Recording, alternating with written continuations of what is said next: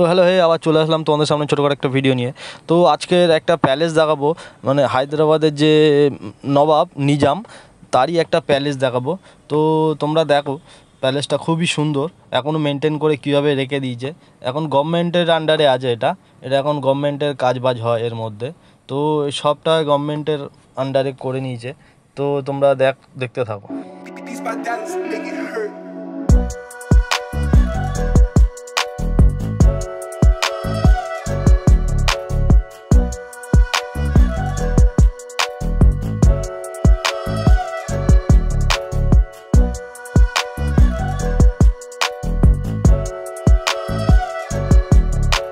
যেটা দেখলে ওটা সামনের প্যাসেজ, তো এখন যেটা দেখছো ওটা হচ্ছে পিছনের প্যাসেজ।